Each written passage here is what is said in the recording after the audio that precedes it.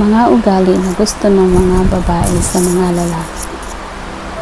Kung yung mga lalaki may mga ugali na gusto nila sa mga babae, ang mga babae naman ay may mga gusto ugali para sa mga lalaki.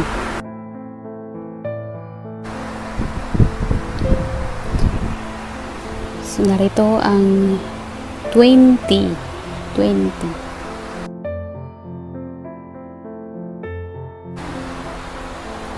Narito ang 20 ugali na gusto ng mga babae sa mga lalaki. Una ay yung lalaking gentleman. Isa sa mga ugali na gusto ng mga babae, yung pagiging gentleman. Pangalawa, marunong mag-ayos sa sarili. Maganda yung haircut. Nice haircut. Hindi mataas yung mga kuko. Ganyan. So, pangatlo, marunong gumamit ng gitara. Marunong tumugtog ng gitara o kahit na ibang instrumento.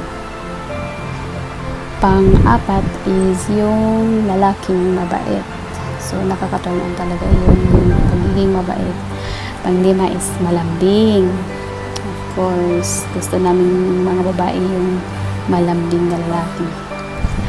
Pang-anim ay matalino.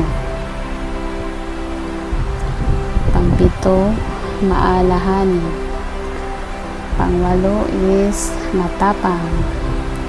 Pang-siyam is masiyahin.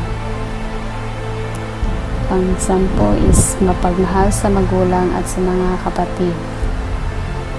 Pang-11, may sense of humor. Pang-12 is mabango. Pang-13 is maganda yung boses. Marunong kumanta.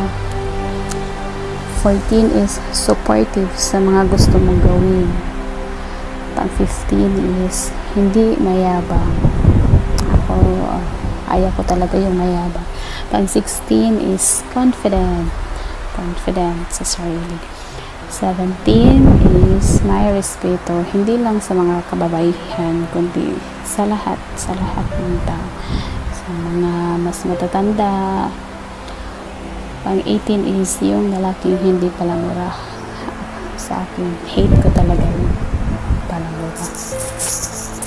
Pang-19 is marunong umunawa, understanding.